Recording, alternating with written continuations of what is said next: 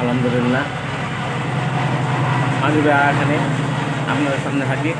পৃথিবীর ভাই বোন মুরব্বী খানকে আসসালামু আলাইকুম রহমতুল্লাহ। অন্য অন্য ধর্মের ভাইকে আন্তরিক ধন্যবাদ। জাতীয় নির্বাচন আমরা একবার যদি ভুল করি 5 বছর পস্তাতে হবে। আমরা সাধারণ মানুষ, খেটে খাওয়া মানুষ, দিনমজুর, কৃষক, শ্রমিক, তারা ন্যায়ের পক্ষে ইনসাফ, ন্যায়ের পক্ষে আমরা দিব,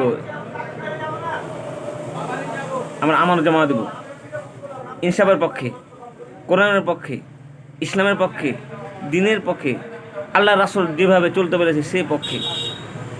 আগামী দিনে দাঁড়িপাল্লায় মার খায় ভোট দিয়ে আমাদের আমানত জমা দিয়ে তাদের খেদমত করার সুযোগ করে দেব। আমরা জানি ওরা আমাদেরকে গোলাম বানাবে না, ওরা নিজেই আমাদের গোলাম হয়ে থাকবে। তাই আগামী দিনে যেখানে বাংলাদেশের জামায়াত ইসলামের প্রার্থী আছে দাঁড়িপাল্লা, সেখানে আমরা ভোট দেবো, আমানত জমা দেবো। যেখানে জোটের আছে তাকে দেবো। কিন্তু আমরা আওয়ামী লীগকে রেখেছি, বিএনপি রেখেছি, এরা আমাদেরকে আছিলা বাঁধ দিয়েছে। আমরা আর বাঁশ খাইতে চাই না। সবাই একমত, কৃষক শ্রমিক দিনমজুর সবাই চাইছে নতুন এবার দাঁড়িপাল্লাকে দেখবো।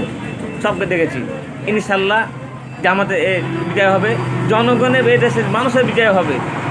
আর জামাতে আমাদের খেদমত করবে। এদেশের আইন হবে কোরআনের আইন। নামাজ কায়েম করো, জাকাত আদায় করো। সে জাকাত এতিম মিসকিন দিনমজুর মানুষের বাড়ি বাড়ি পৌঁছে যাবে ইনশাল্লাহ, ইনশাল্লাহ, ইনশাল্লাহ।